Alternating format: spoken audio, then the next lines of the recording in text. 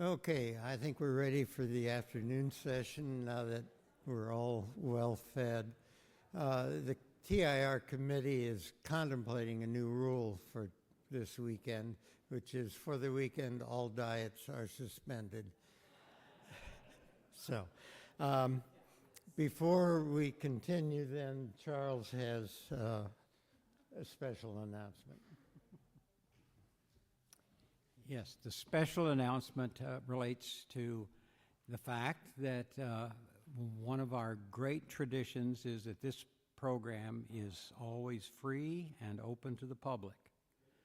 And, and we've had many traditions and, of course, speakers from a variety of traditions. But having said that, it is free and open. Obviously, it does cost us something to put this program on. And we have, fortunately, built I don't know if we want to officially call it an endowment, but we do have some funds to do this.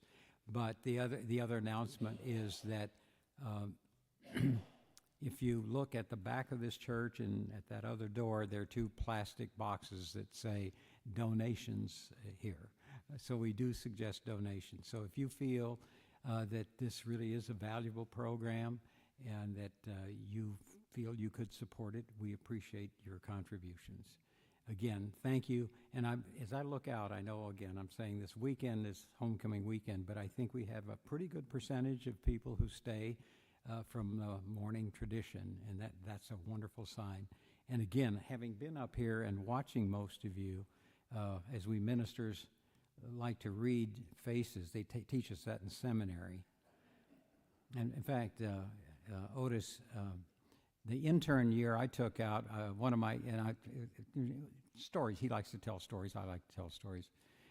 But can you imagine this? One of my classmates at seminary went out on an intern year, and actually I think he's in the Allentown, Pennsylvania church where that had something to do with the Liberty Bell being kept there for a while. But he said, this idea that we'd been given in seminary is you're preaching, fix on a couple of faces in the congregation, so to kind of see how you're reading them, how it's going. And he said, well, the problem with that was he fixated on a woman on one side, and she kept going this way. And then he looked to a woman over here who kept going that way. So anyway, so again, I think you've all enjoyed very much, as I read your smiles, your faces, your Otis, you really have captivated this organization. And so welcome once again. We're so thrilled. And I think, yes, aren't we?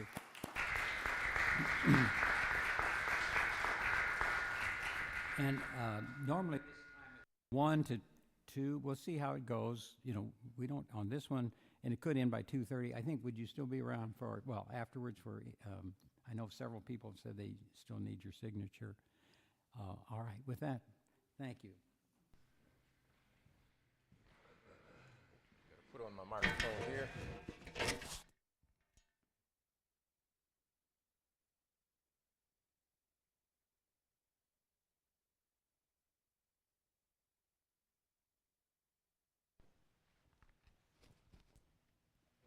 Let me get queued up here.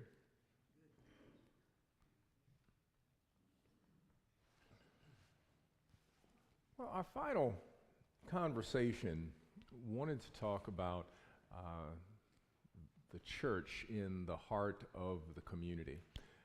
As Reverend Charles had mentioned, as he told me what I was supposed to talk about today, in terms of all the topics, but our motto at Trinity United Church of Christ is in the heart of the community, ever seeking the community's heart. That is our motto, and we made a decision years ago to be a community committed to the community, that our parish is the community, the 10-block radius of where we are located, and we spend our time thinking about how do we make an impact in the community that we are currently in. So I want to give you some history of Trinity United Church of Christ, how we got to the point where we are today, and shaped the particular motto that we function under to this day. The church was formed in 1961. A gentleman by the name of Kenneth Smith was the founding pastor.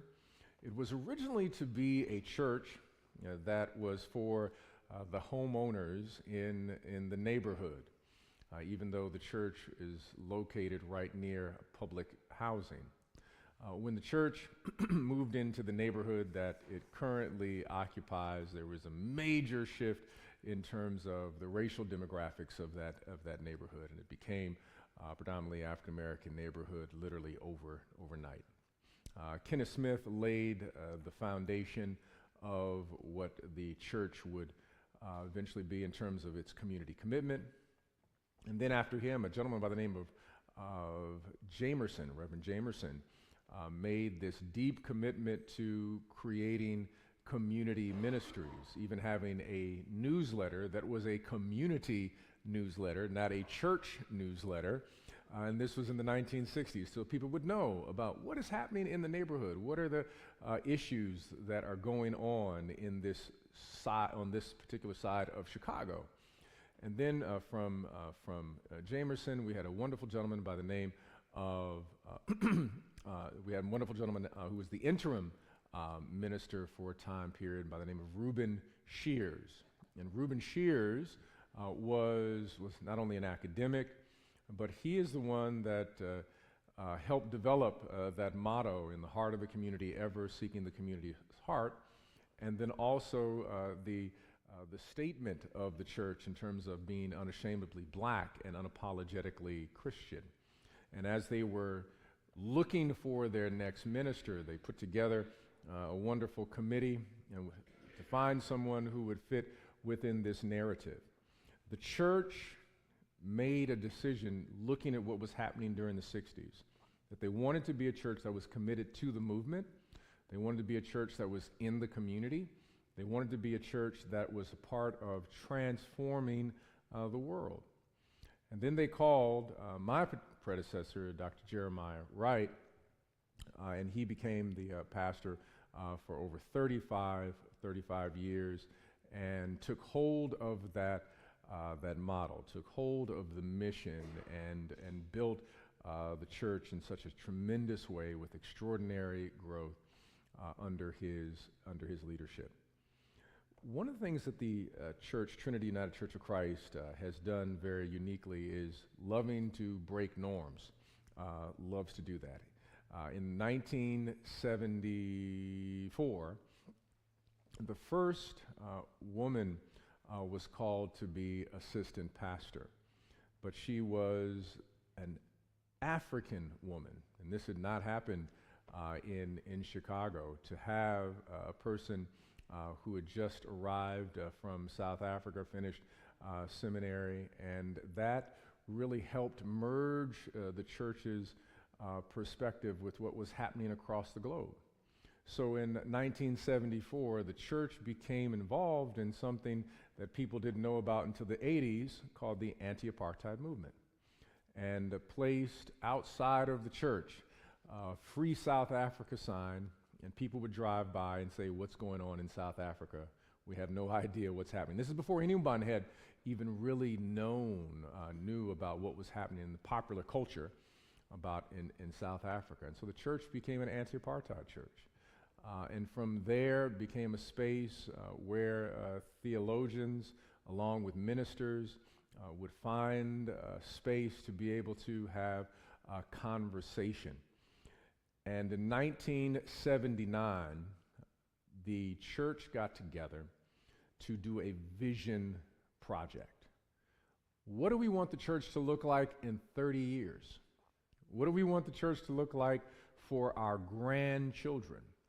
And in that visioning project in 1979, they said, well, we want a church that has a child development center, early childhood development center, Head Start.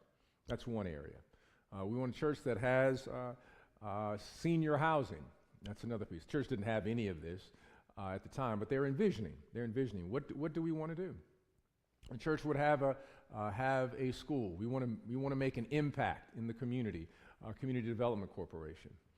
And over the next 25 and 30 years, they were able to hit all of those particular visions. First being the Child Development Center, then senior housing, and then from there, creating the Community Development Corporation.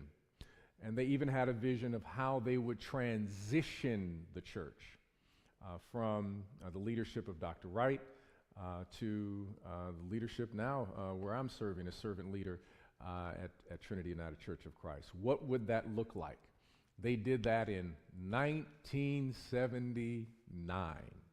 They were envisioning what the future would be for their grandchildren in 1979. And so now we are a church that is living out the vision of our elders and now laying out the vision for our grandchildren, because that has been a part of the way in which we function. So what are some of the things that we recognize that we're doing? We have decided that we wanted to make an impact in the 10-block radius of our church. You can be universal by being incredibly local. When you're incredibly local, you meet the needs of those right around you, but at the same time, you are being incredibly universal, or I should say global. You go global by being local, and that is what we have been doing. So what is that 10-block radius? What does that aspect look like? We are talking about how do we create investment on the south side of Chicago. So there are several prongs to the investment strategy that we have been involved in the last 20 years since I've been at Trinity. And so the first aspect of one of the pieces for community engagement was to strengthen and merge our Community Development Corporation.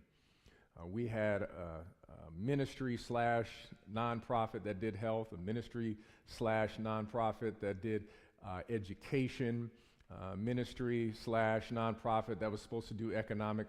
We brought them and put them all under one roof, being what we call the Andaleo Institute. Andaleo means transformation in Swahili, and that is their role. And when they came under one roof, said we've got to find one project that we can do. What is a project that can bring the community together? Not just the church, but bring the community together so that we can do something collectively, organized together, so that we can do something that is specific to enhancing the community. So we found what that would be. Right down the street from the church, several blocks, Halstead and 95th, is the Carter G. Woodson Library. Has the largest collection of African American literature in the Midwest. But there was one challenge. We noticed that there was a scaffolding outside of the Carter G. Woodson Library. That scaffolding had been outside of the Carter G. Woodson Library 15 years, I think. What we found out as the Community Development Corporation did work, we found out that when they originally did the facade of the library, that the contractor did a shoddy job. And they were afraid that bricks would fall on the heads of people going into the library. So what they did is they put a scaffolding out there so the bricks wouldn't fall on people's heads, because the city did not want to be sued. The scaffolding had been out there so long that people just assumed that that was just a part of the building because it had been out there so long. So when we found out that piece, we said, you know what? This would be a great community opportunity for us to organize for improvements to the library. Who dislikes a library? It's a great place. Everybody loves the library. So that became our first community organizing action and activity, to be able to bring funds to renovate the library. We organized as a community, different in our neighborhood, along with the block clubs, the church, you name it. We were bringing every organization together, and everybody agreed, hey, it would be a great idea. Get rid of the scaffolding, redo the facade, renovate the library. Everybody in the neighborhood said, that is a winner. So we then went to the city. The city says, oh, it's a fantastic idea, but we don't have any money to do that. But our Community Development Corporation, because they do something called research, just not Google though, some people think that's just the only way to research, but did research and found out that the city of Chicago had built or renovated 5 libraries in the last 2 to 3 years, but not a single one was in an African American neighborhood. So they presented all that information to the city, and the city was a little bit stunned. It's like, you all did research here. We still don't have the money, but that is true. And we let all of our representatives know we've done the necessary research. We still don't have the money. Maybe in a few years we can do this and bring everybody together. And we were still a little bit bothered by that. And the one thing that we said to them from that particular meeting, and I was in that meeting, I said, can you please tell me when the next library not association, but the library commission meeting is? They told me the date and the time. I said, thank you very much, really appreciate that. And so I announced at church that there was a library commission meeting that will be coming up on said date. And as you all know, nobody comes to a library commission meeting unless you are into the Dewey Decimal System. There's no reason for you to go. So here at the library commission meeting, hundreds of people are coming asking the same exact question. Why have you renovated or built 5 other libraries, not in an African American neighborhood, but not here? This library holds the largest collection of African American literature in the Midwest. University of Chicago uses this library. University of Illinois uses this library. DePaul, Loyola, anyone doing PhD work and research on Chicago will have to use this library. And so I did not go to the commission meeting. I was out of town on that day. But the meeting was over, I believe, at 8:01, because I got a call at 8:02. And at 8:02, the commissioner said, is it possible that we could meet very soon? I said, sure, I would love to talk with you. And so we met, the Library Commission, myself, our Community Development Corporation, and they came in so excited. I want to tell you, we found $10 million to renovate the library. I said, really? That's wonderful. And they were congratulating themselves that they had found this money. There's a special grant that they found because, and they said this, because it has the largest collection of African American literature, we need to make sure that we take care of this building. I said, absolutely wonderful. And I said, before we end this meeting, there's something that we need to share with you. We want to make sure that when this renovation goes forth, that there are 3 pillars that are used. 1, that a contractor is a local contractor from the community. Number 2, that those who are working on the renovation are returning citizens, people who are coming from the mass incarceration system. We want them to be able to receive the kind of job training. And number 3, we want it to be a green development. And the city looked at us and said, we've never done anything like this.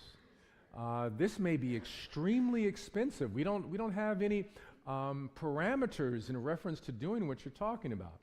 And then that's when we then presented some other information. We said Trinity United Church of Christ renovated its church using those 3 pillars. We renovated our church with local contractors, renovated our church with returning citizens, and we renovated the church to make sure that it was green. We are a church that does not have a budget of the city. If we can use those 3 pillars, then the city can do the same. Long story made short, eventually the city used those 3 pillars to renovate the Carter G. Woodson Library. The library is a jewel in our city and has also one of the highest, one of the highest usage in terms of libraries in the entire Chicago library system for what they have done. Not only was the facade renovated, but also a studio was placed in there. So people who want to record and learn about utilizing studios and technology, that is also present. It also has an amazing children's wing and has a small theater inside, plus the largest collection of African American literature in the Midwest.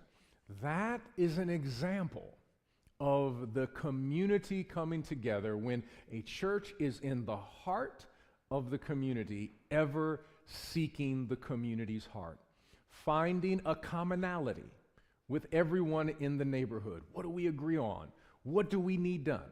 But that was only the first step. That laid the groundwork for another project, which is a project that'll be going on for the next several years. We have what is called the 95th Street Community Table. Second piece, and when we ran into some issues with the city in terms of organizing, the city had received some money. It was several years ago that they'd received some money from one of the administrations. I'm not sure which administration it was, but as you know, when cities receive money from the federal government, they never want to give it back. They want to figure out what to do. And so it was money from the Department of Transportation, some type of Department of Transportation grant, to do street improvements. The city decided that they were going to have a community meeting. And in that community meeting, out of a neighborhood of roughly 10,000 people, they had 26 people show up. And in the 26 that showed up, almost 19 to 20 of them worked for the city. And that was to be the gathering to determine what the city would do. Come to find out that they wanted to put a viaduct on 95th Street right in front of our church. Basically, they just wanted to put a bridge right in front of the church so that trucks could move down faster. I mean, they gave this whole explanation. They'd received the money from the federal government, and it would take a minimum of 5 years for them to build this, where all of the traffic would be rerouted right into the neighborhood past houses. We immediately sat down with the city and said, we need to let you all know that your position is problematic. One, the community was not present. Two, by rerouting traffic, you are now rerouting traffic into the neighborhood, making neighborhoods have all of this traffic, but you are now also changing patterns of the way that children go to school. You need to understand this, that in Chicago you have communities where for some children going from one neighborhood to the next neighborhood can be a challenge and be problematic. And they have mapped out ways in which they can go from home to school. And now you've changed that particular pattern. And that was a challenge. The city, didn't quite get what we were saying, but then they had another administration that came about. We had to do the same thing with that particular administration and share with them what was going on. So what we did is we took it upon ourselves, again, to partner with the community table, with people in the neighborhood, and say that since the city didn't do a good job of getting information of what the neighborhood wanted, we then would bring urban planners in to actually do community listening meetings. What do you want in your neighborhood? And over the course of 9 months, we had meeting after meeting after meeting after meeting after meeting.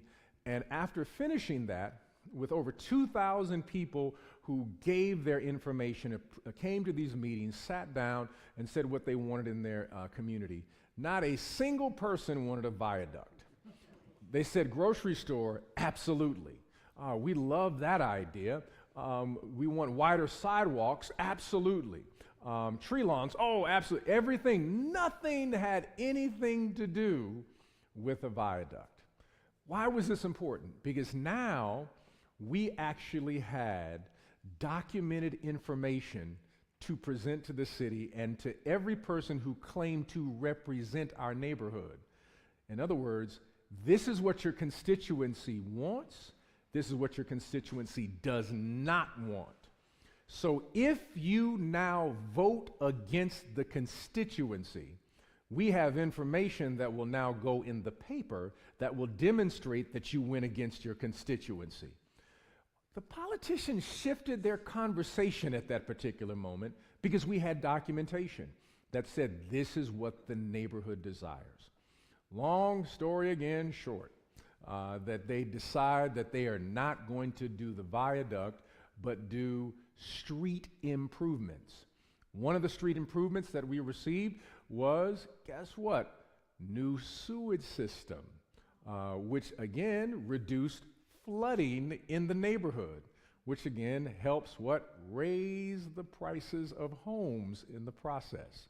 Simple things like that became a part of being a church in the heart of the community, ever seeking the community's heart.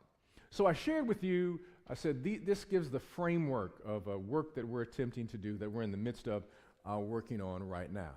So when I arrived at Trinity, and all these things that I mentioned we were working on, we also were able to purchase 27 acres of land about a mile down the street from the church next to Chicago State University. It was an old area that used to be owned by Soft Sheen Corporation, which did hair care products, and at one time was, it's called Fun Zone. It was like a bumper car facility or something of that nature, was turned over to us. And we were attempting to build from the ground up, a green from the ground up community. Everything from housing, our school operated down there. Unfortunately, our school was in connection with the Chicago Public School System, and the CPS, Chicago Public School System, ended up moving that school, but then eventually dissolving that school. It was a contract school, but nonetheless, that was from the 1979 vision that I mentioned.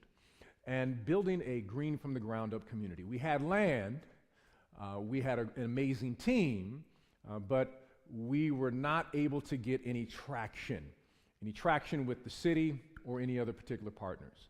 We were always approached by big box groups that said, we'll build something on that land. As we said, we are not interested in Walmart. We don't want a Menards. Do you all have Menards here? Yeah, Menards approach. So that we're not interested in that. But they said, okay, but if you want to sell it to us, we're not interested in selling it to you. We're interested in doing and creating community is what we're interested in doing. And that's what this particular neighborhood needs. Green from the ground up, where you have what we would call sunrise to sunset community, from when the moment that a child is born to when a person is moving to the sunset of their years. This is a space where people are able to thrive. It just so happened that I had a relationship with the president of Trinity Advocate Hospital. Advocate Hospital was one of the largest medical facilities in Illinois. And in a conversation with the president of one of the hospitals, she shared with me that said, we are looking for a way to reduce the amount of money we spend in reference to the emergency room. Don't you all have some land? I said, we sure do. What are you interested in doing? I said, well, people are coming to the emergency room, and we end up spending a lot of money in the emergency room. We need more primary care. We need a space, a medical center, where people can go, where they have their primary physicians there, versus coming to the emergency room. And we have been in meetings, the entire organization, about building these medical centers versus building hospitals and focusing on emergency room work. I said, well, I think if we sit down and have a conversation, it would be a wonderful opportunity that the synergy would work out. So as a result of the conversations, Advocate Healthcare signed on as a partner. And the first phase of our development, which we call Amani Village, became in partnership with Advocate Healthcare. We built, along with Advocate, a beautiful medical center, the Amani Village Medical Center, 95th and Cottage Grove in Chicago. It is run by 4 extraordinary physicians, all of them women. That was another amazing thing, that we got all sisters who are running the medical center, which is incredible. And they are now in the midst of expanding, because the medical center has done so well that next to it now, on the same property, will be an urgent care center. So we will have the medical center, we have the urgent care going up, but along with that on the same property, we also have, we just completed the development of our brand new senior housing. This will be the third unit of facility of senior housing we have done as a church. And again, this is another one that we do the green from ground up, making sure that people who are returning citizens are working on the project and utilizing people who are local. And extremely excited about that.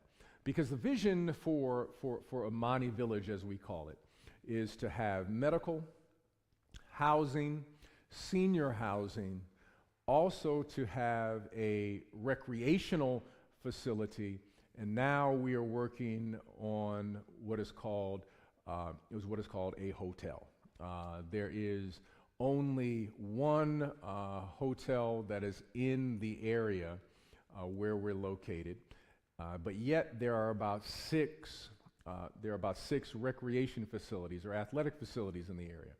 So on the south side of Chicago, we have amazing athletic facilities, but we can have no tournaments where we're located. Why? Because there's no place for students to stay overnight. So we end up spending our money in Indiana or going to the suburbs.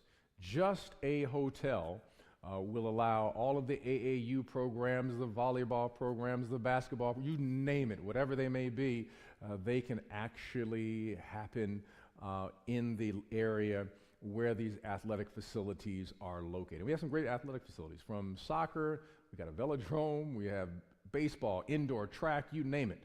We have it because we're all near an area, historic area called Pullman, and also near the area known as Cottage Grove Heights, next to the Chicago State University. And so those are the plans that are going forth, but it all begins with the sharing of the vision, of the commitment to the local neighborhood.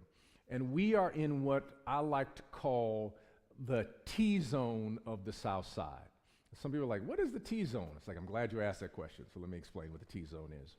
Some of you here have heard of this person by the name of Barack Obama and Michelle Obama. Have you heard of him? Heard of them, that couple? It's okay. Just want to make sure. You've heard of it. You've heard of them? Well, they're building what is called the Obama Center. The Obama Center is on the south side, right off of what is called Stony Island. Stony Island is just a street on the south side, near the University of Chicago. 2.5 miles from the Obama Center, you run into 95th Street. If you were to turn left, go east on 95th Street, and drive down another 2 miles, you run into two sites. One site is for the future hospital of Advocate Healthcare. They're building the first brand new hospital on the south side of Chicago in the last 35 years. They are reinvesting $1 billion on the south side of Chicago, centered around medical care. Next to that will be the University of Chicago Quantum Center. That'll be centered on quantum computing. That's if you go on 95th Street and turn left. But if you go right on 95th Street, you run into the development that I was just sharing, the Amani Village development, which is right next door to Chicago State.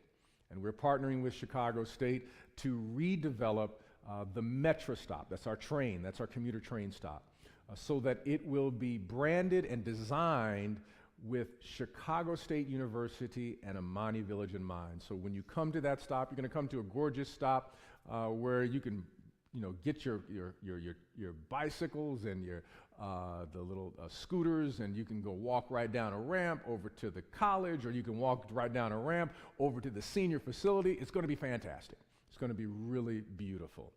And if you keep going down 95th Street, you run into the Red Line. That's the elevated train stop. That's the second largest stop in the entire Chicago Transit Authority line. Not the second, but the second largest in the Chicago Transit Authority line is on 95th Street. And that was recently developed with a $200 million investment. And again, we were part of the community table to ensure that the architects were architects that come directly from the community, that they use returning citizens, again, using these same principles over again. You keep going down the street, and guess what? You run into that library I was telling you about, the Carter G. Woodson Library. Oh, by the way, our church is on that street too. So all of that. So that's the T-zone. That is the T-zone for redevelopment. And we are super excited because we are now in phase 2 of this development. We've got the medical side, we'll have the senior development, the senior housing side, and then we're going to be doing single-family housing in partnership with a group called Inherit. Inherit does something rather unique. They're a low-for-profit company, not just for-profit, but low-profit. In other words, they lower their profits intentionally so they can pay their workers more money. And they build houses. It's a construction facility that actually builds what you call thin-tech, green, modular homes that will be built on the facility. They'll roll out from the facility at Amani Village, and we will begin to set up these homes right there on the property. And you can ship these homes out anywhere around the city. So it's a much shorter time period in terms of the building from start to finish for a home. They don't cost at the same level as a home from the ground up, but also the people who are building the homes can afford to buy the homes. That's the purpose of having a low-for-profit company. And that is the Amani Village concept. We are a church in the heart of the community, ever seeking the community's heart. The work that we're doing now is part of a vision that happened in '79. The vision shifted again when I arrived, and we put another team together to look at the vision. And now we're raising the question for what are we doing for future generations. And one of the things that we are doing is we're building an endowment for the church now. We started a study abroad program for any young person who finishes our Rites of Passage program. They have the opportunity to study in West Africa before they go to college. So I always joke with the congregation. I said, when our students go to college and they're talking to other people, I said, I studied in Barcelona this summer, and I studied in France. I said, our students will show up on campus at Iowa State and Grinnell, and they will say, well, I was in Senegal and Ghana this summer also. How'd you get there? My church sent me so that I could study in another country before I arrive on a college campus. This is what it means for us to be in the heart of a community, ever seeking a community's heart, doing the work, embodying the work. Within the Ethiopian Orthodox tradition, there is no idea of evangelism as we know it in the West. They believe that you are to embody Jesus, and that's how people come to Jesus, not by you knocking on the door and say, do you know Jesus? They believe that it's through embodiment that I bring sacred acts of beauty in the work of what I do on a daily basis. And Trinity has embraced that. Out of that Orthodox tradition, that ancient tradition of we believe in the works that we do, that we share acts of beauty in everything. The work that we do is designed not solely to bless someone who believes what we believe, but is designed to bless anyone made in the image of God who lives in that 10-block radius of Trinity United Church of Christ. We're a part of transforming the neighborhood. So when you come to Chicago, please come by and visit us and hang out a little while at Trinity United Church of Christ. I'll make sure you get a tour of the Carter G. Woodson Library and go down and see the Amani Village work. And we've got other plans for what is going to be happening in Amani Village. And we are currently a finalist for what is called the Pritzker Foundation Prize. It's a prize that happens every 2 years for a community project in the city of Chicago. It is a $10 million grant for a community project that will be transformative to the neighborhood. We are one of 4 out of several hundred that have made it to the finalists. If we get it, that will be an amazing thing, but even the beautiful thing, even just being a finalist, when they announce it in December, even the finalists get money, which is a great thing. So we know we're going to get something because we made it to a finalist. But we're very proud of the team that was put together. They're an incredible group of people who have been doing the community work, who are day in and day out, thinking through how do we make an impact so this community may thrive. And that is the work of what it means to be in the heart of a community, ever seeking the community's heart. We're trying to do the work at Trinity United Church of Christ of alleviating suffering so that people may flourish to their highest level, those who've been made in the image of God, whether or not they come through the doors of the church or not. We want to see them thrive, especially those who live within the 10-block radius of our community. Thank you so much.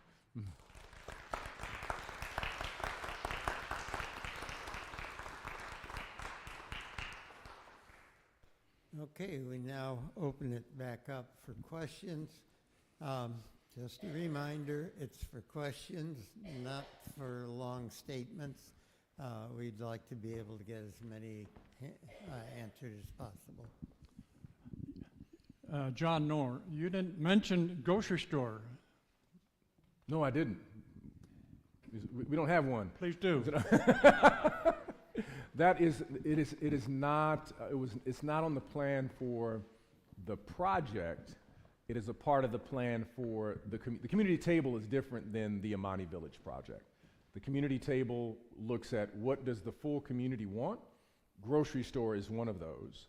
The Amani Village project is the development project, and that in itself doesn't have a grocery store on the docket, but we wouldn't be upset about it if it was. We're looking for a grocery store that would actually be on 95th Street that would have everybody in the community would have access to. But great question. So there's the community table, that's one aspect, and then the Amani Village is a little bit different than the community table, but it's connected to the work of the community table. Reverend Moss. Over here. Oh. Yeah. Hey. Yeah, Dr. King's statement about only love can drive out hate and only light can drive out darkness. And you know, you have obviously aware of we fight not against flesh and blood, but against principalities. I just recently realized in some reading that those that we consider to be on the other side, you know, of course they might be in fear, and I want you to speak to this. Maybe our response is are we coming from a fearful, defensive posture as opposed to a love posture? How does Dr. King, how do we embody that Christ, to soften the heart? You see what I'm saying? Yeah. Soften the heart of the other as opposed to, just one last thing I add to that is I remember it so touched me, and I haven't figured this out yet, and maybe I shouldn't even try, but Dr. was saying is that the White Citizen Council and the KKK, those, you cannot change their hearts if they feel your underlying contempt. It's a wonderful question. I believe that all of us experience and feel the anxiety and tension of being human in a system that consistently dehumanizes who we are as human beings. And I believe that for every single person. Whether you are Christian nationalist or you are progressive, people are functioning under an underlying anxiety of am I being heard? Am I losing something? Who am I, really, in the words of Howard Thurman? And there must be a spiritual, an interior action of examination of who we are, knowing that we dehumanize the other side. And there must be an interior action on the other side to know that we dehumanize the other side. It becomes incumbent upon us to be like Dr. Samuel DeWitt Proctor, that I don't have enemies, I have confused friends. It becomes incumbent upon us to use the martial art of Aikido. Aikido doesn't have strikes, it only has movements to shift you in a different position. It may flip you, but it's not trying to kill you. And that becomes the ethic that I believe that we have to operate. And I keep going back to story, to being able to share story and hear story, and being in a space where we can use language that doesn't set off a bomb, but language that creates empathy. And you can't often do that in the political realm. It has to happen in a different setting, in group settings. It has to happen, you can't do it at the PTA meeting. You have to do it at a different space. But again, I will say, as I said earlier, last session, we are in a moment where 4 or 5 people decide what you hear and what you see.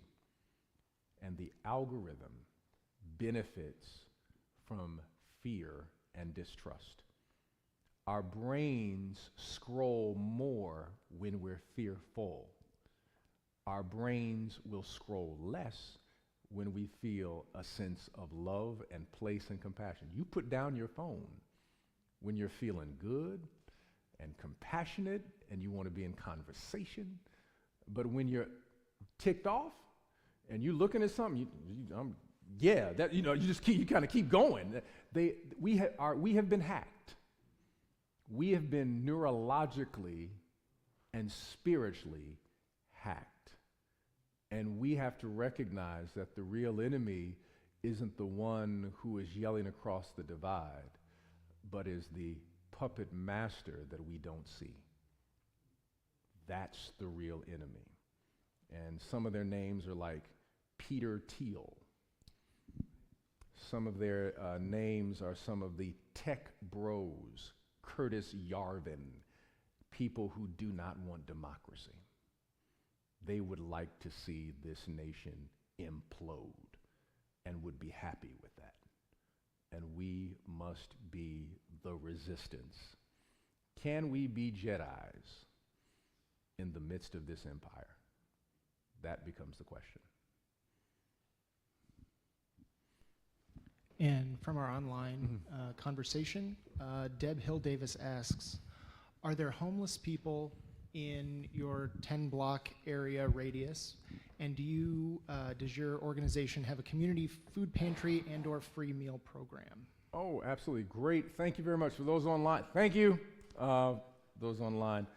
There is a homeless population, and they congregate around what is called the Red Line, where the, not metro station, but the CTA station is. There's they congregate around there. We have a market. It's called the Sankofa Market. We received it through a grant from the Greater Chicago Food Depository. My wife, Monica Moss, served as chair and has been on that. That's one of her things is food justice. That is her ministry, and she's deeply passionate about it and has been working in this area of food justice. We decided not to do a pantry. We decided to do a market. Pantries that we found during the period of COVID, because we are a distribution hub, because we have a food share ministry. We found during the COVID period, there were many people who felt that, even though they needed food, they felt that there was either somebody who needed it more or they felt shame about getting food. So the concept was, how do you create a space where there is no shame around the space?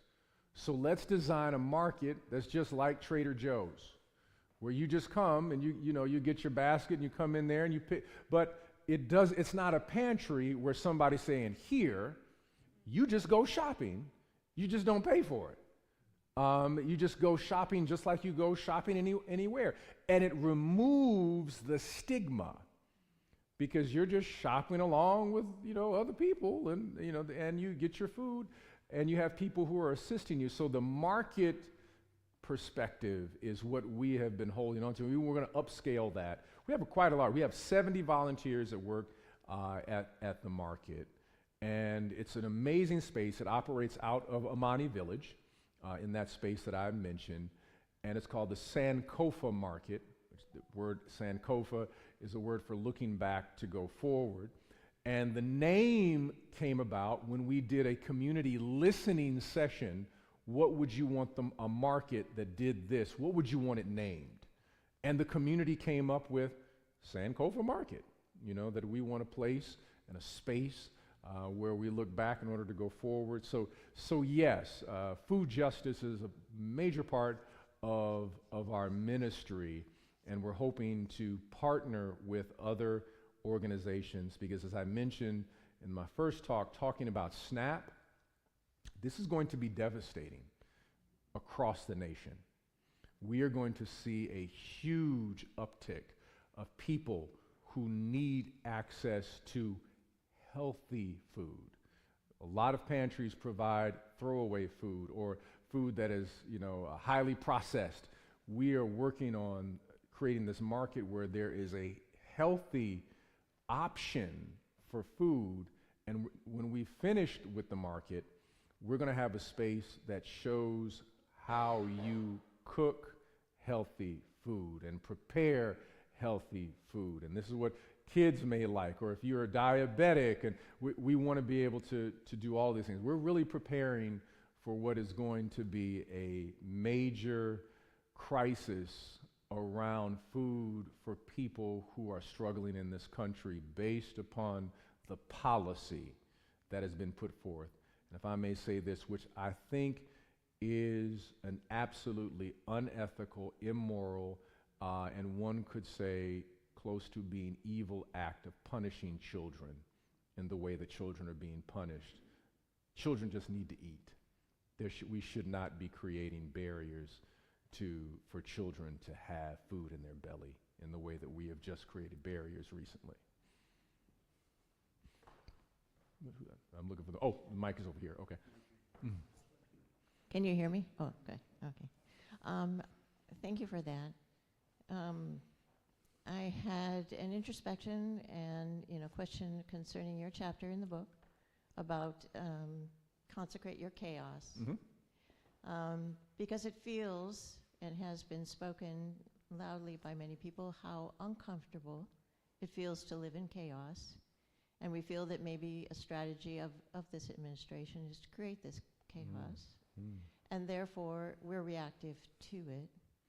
But the perspective that you shift us to is taking this chaos and creating holiness from it, in the sense that we pause and think and redirect our energy, not to enter into the chaos, but to create something beautiful from it. I feel like we're in this moment now. And in the foodway systems, indigenous people from my tribe are reenacting positive foodways from indigenous history. And they are taking that forward. And so my question is, in the community that you live in, around the 95th Street, is there that initiative to take hold of what has been historically the Black foodway, coming from the historical seeds from the South that people have been trying to resurrect, and bring that forward into the people's lives and into their nutrition and into their backgrounds again? Oh, wonderful question.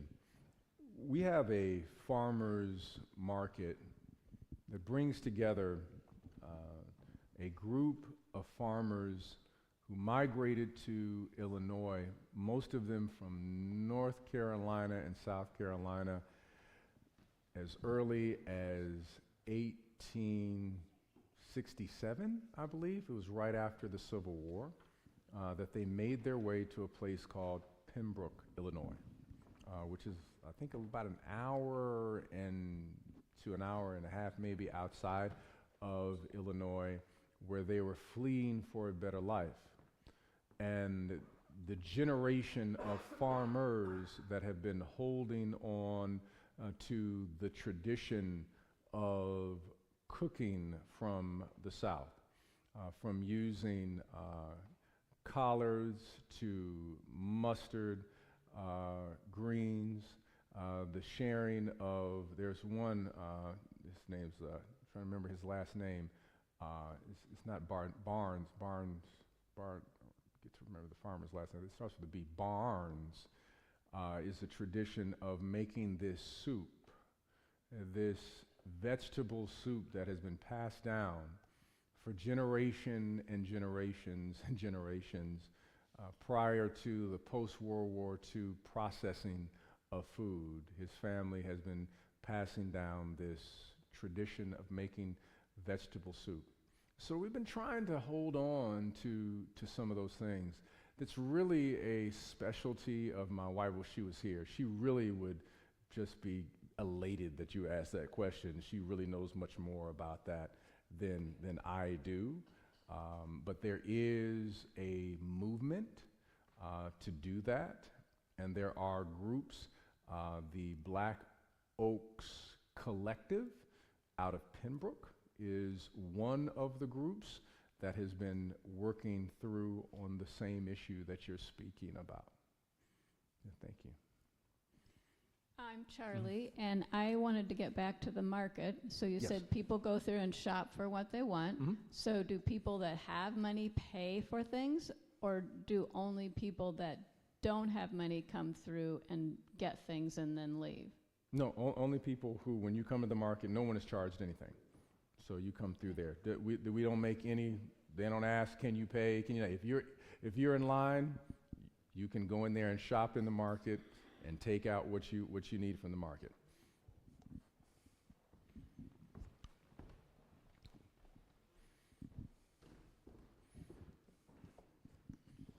I'm Kim Spangler. My wife, Pat, made some arrangements, and there's about a half a dozen left, and we're going to leave them on the counter of the small kitchen, so first come, first serve.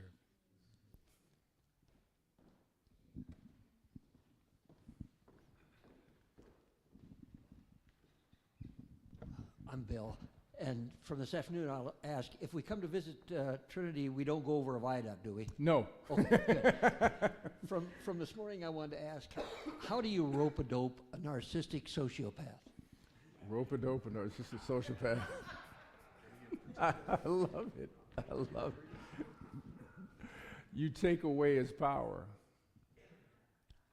Narcissists feed off of power. They feed off of attention. And when you shift the attention, number one. Number two, you also pull power away from a narcissist, not from him, but from the people around him. The people who support the narcissist, you go after. The people who feed the narcissist, you cut them off. The people who love to sit down and eat with the narcissist, you make them feel it. And know that your support of a person who does not see other people's humanity is going to undermine your ability to be able to function and to make a profit in this country. That's how you deal with them.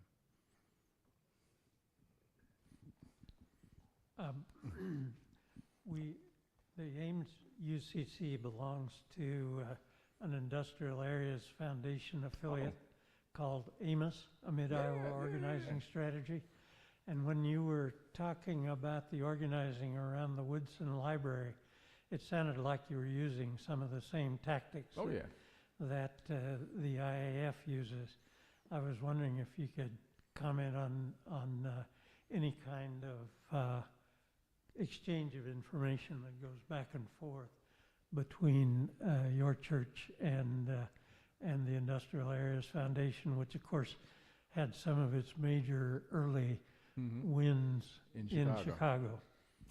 The IAF, Industrial Areas Foundation, one of our first directors of our Community Development Corporation had a relationship and was trained in and around IAF. The person who pretty much put the strategy together, the research together in reference to the library, had that relationship. I am not aware of the church having a direct relationship with IAF because IAF did most of its work in the Woodlawn organization, with Woodlawn neighborhood, which is near the University of Chicago. We're 95th Street. That would be roughly about 63rd, 62nd, and so the distance was different. But I do know members of our church have been involved with IAF.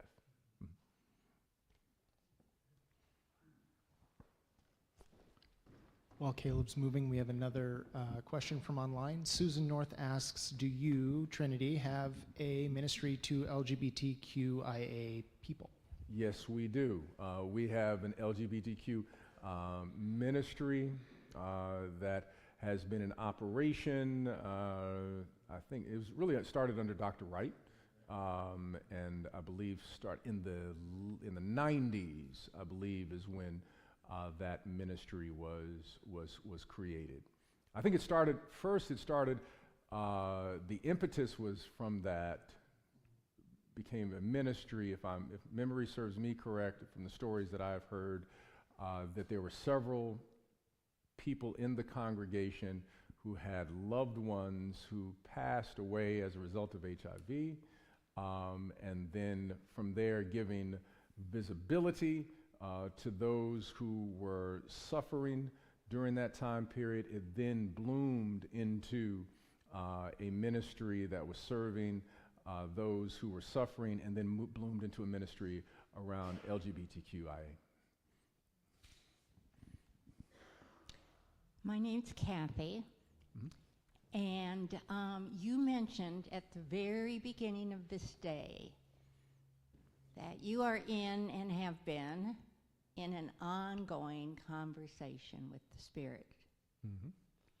And so I'm wondering if you might be willing to just share a bit about what's emerging for you personally regarding spiritual lessons in that conversation and what you're reflecting upon. Oh, well, thank you for that question. Been an ongoing conversation in terms of calling. What is my calling? Callings evolve. It's not called, we are calling. Called means it was finished. Calling means you're still in conversation. And I am still in conversation and never want to lose the conversation that I'm having with the Spirit. One of the aspects of calling for me was and is discerning all of the kind of eclectic interests that I have. Previous generations, it was always either you do this or you do that. I had always thought that you could do more than just one area, especially if you had deep passion or skills or gifts in that. When I began in college, I thought that I was going to be a cinematographer. I was hoping to be the next Spike Lee or something of that nature when I was in school. And I took cinematography classes and was hoping to go to Union Seminary and also be at NYU in the documentary film program. During that time period, they did not have what was called interdisciplinary work and connection. You had to choose this or you had to choose this. You couldn't do both. You had to choose one or the other. I eventually went into ministry, thought I would do academic work, but in the ongoing conversation, found out that you can do more than one thing, and that the arts, where I lean into, from poetry to writing to literature, all of that, and filmmaking, that you can lean into that also. And so in this time period, I found that I preach through creating films as a producer and writing. My son is a filmmaker. We created a film company, Unashamed Media, and we recently received a grant from Eli Lilly to do 7 documentaries over the next 5 years. And it is really, in many ways, a prayer answered, a dream come true, but by having that continual conversation. You know, what does it mean to be authentically Otis? How can I authentically live out my particular call? And it is more than being in a church. It's in ways in which we can connect with people outside of church, using film, using poetry, using music, using prose to be able to communicate sacred beauty. And that's what I've been wrestling with and discovering. And it's a wonderful thing to realize that you don't have to be boxed in by anyone or any one thing. Thank you for that.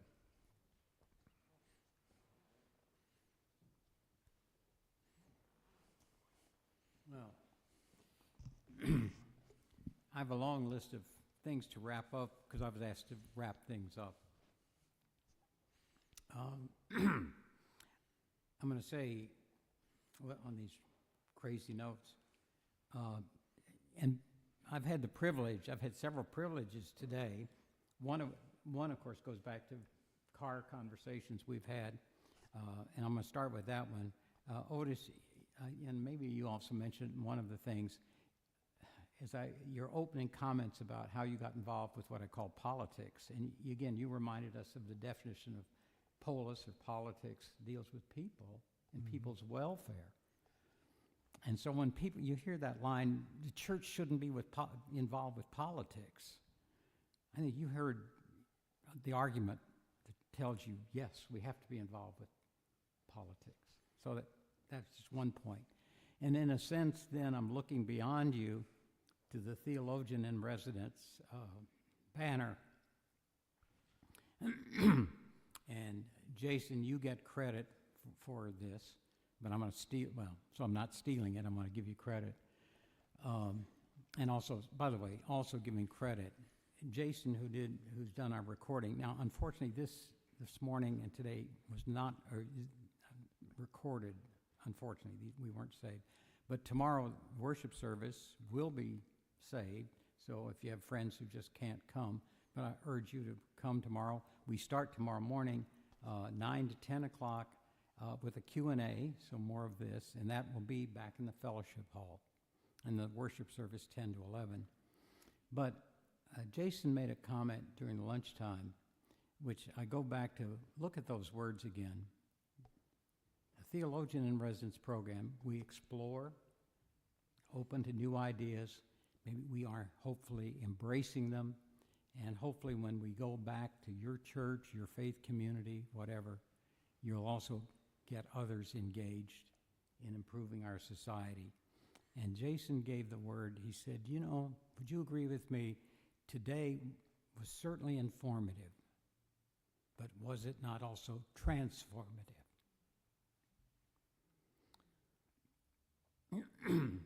Well, and now maybe to wrap this one up, you know, I opened this morning by saying we had some things in common, and I think I did share with you, since I went to Elmhurst College, and if you have people, that's a UCC college, and that's where I met I had a college sweetheart whom I married, and she came from a UCC church at 76th and Halstead. So I know Chicago. But also, historically, that neighborhood didn't know how to deal with the coming transition, and that church eventually was torn down. But so I know a little bit about Chicago. The other thing I want to say, and then Tom, maybe you help me if I've forgotten something. You've noticed some banners here, and this is now a commercial, or at least a description. Trained as a historian of education or church education, and I did the dissertation on the Chautauqua movement. I came to Iowa State to teach in 1969, so off and on, I've been a member here 50 years. Some people I have told this story to some of you. When I had the surprise of being asked to become a seminary president, I was talking to the retiring seminary president who made the comment to me in private that he said, you know, in my career I've been in a lot of churches, and that makes sense. He said, but frankly, I would only want to be a member of a very few of them.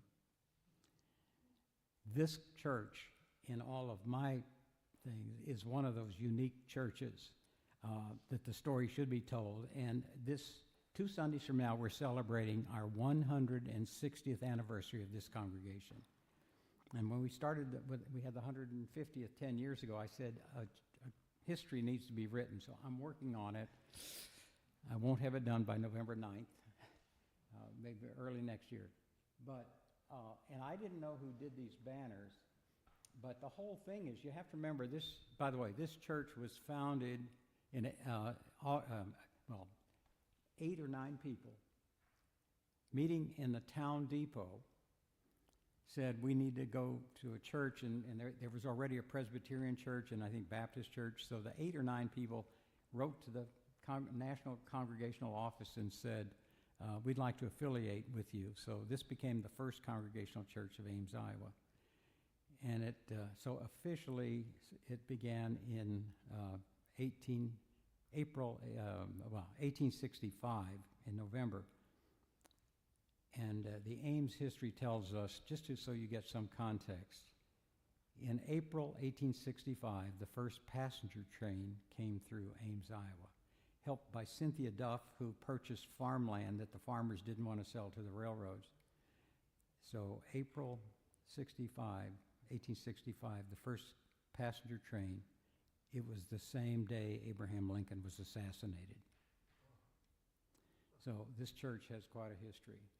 And nobody told me you were doing this. But in a sense, this church was like a remnant. There were people moving here. Iowa was a point where you had to go. And Iowa, this Ames is known as having 2 streams, right? Everybody, somebody tell us. We have the Skunk River and now we call it the Iowa. And also, we know Scripture says when a remnant went out, there is Scripture that you will be by, don't lose your faith because some of the remnants had to be moved. But you will be by streams and waters. And there you can declare your faith.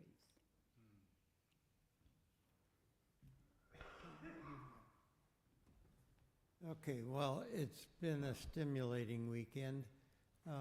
And I think we should continue the conversations informally. You can stick around for a bit. I will remind you they start enforcing the parking meters at 3 o'clock. And then just one other thing that's been bouncing around in my mind, Charles has been digging through all of our archives, and we really need to digitize them so that there are multiple copies. Send some to the Historical Society and not have all our eggs sitting in one basket. So we will be needing volunteers when we get this organized. It's just an idea right now, but I would welcome anyone who wants to help digitize. The library has the facilities we need for free. So, okay, with that, I think let's thank Reverend Moss.